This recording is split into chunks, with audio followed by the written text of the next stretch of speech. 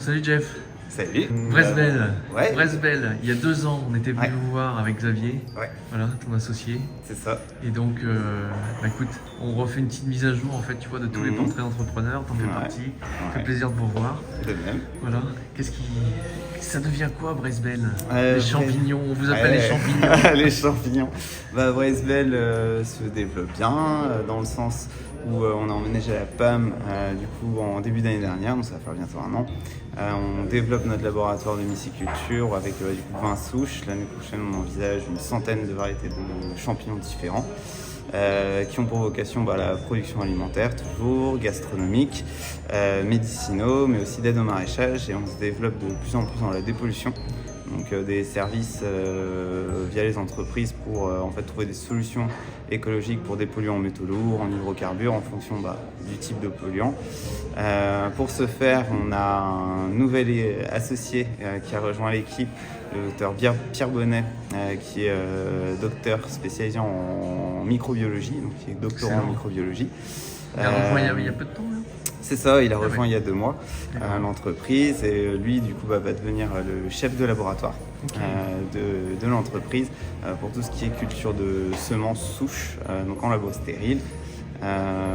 Ensuite, on se développe également à Plougoulm. On envisage un déménagement en 2024. Donc de Ploudiry à la PAM, de la PAM à Plougoulm. C'est ça. Vous êtes en intermittence entre les 3 du coup en ce moment?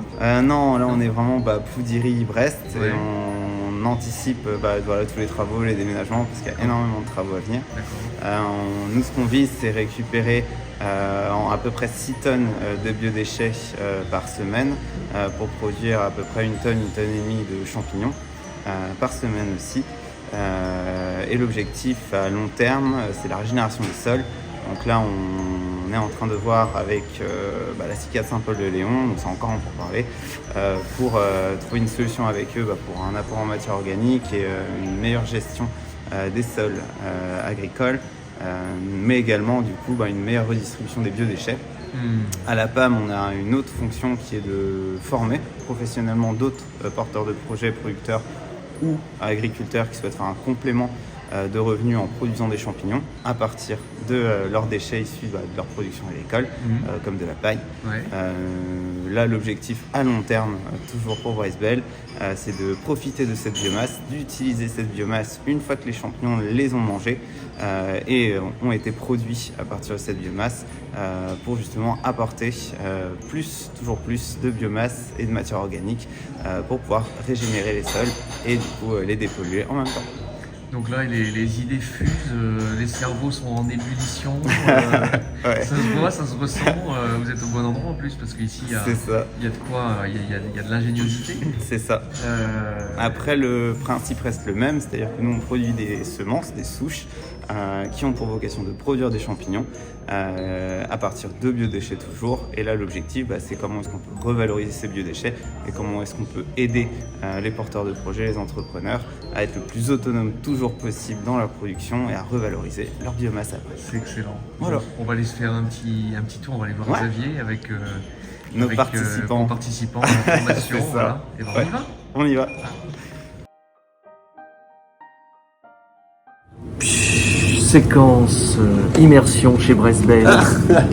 Séquence champignons chez Bresbel. Voilà, on est prêt à opérer. Aujourd'hui,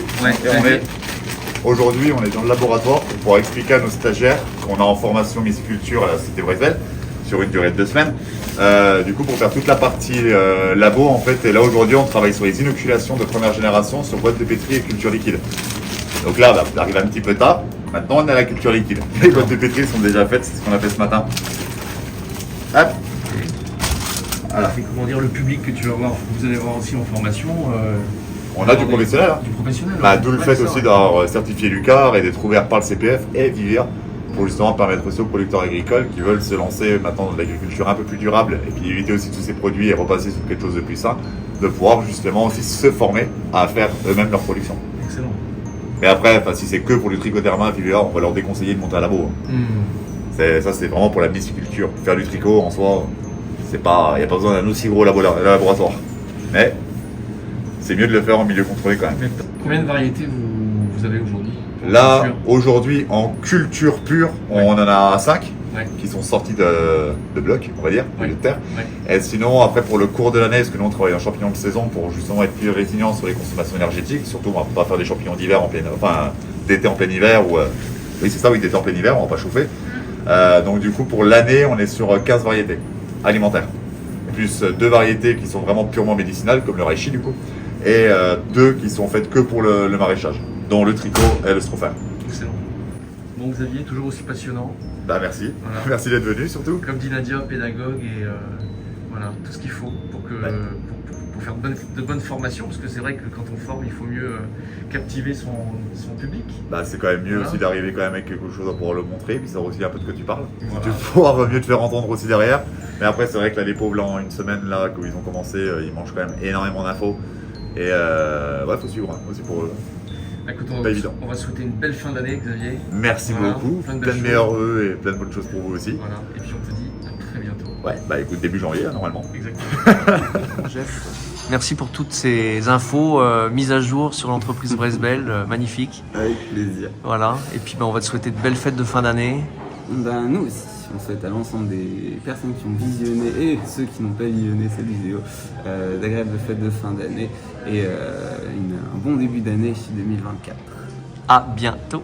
Au revoir.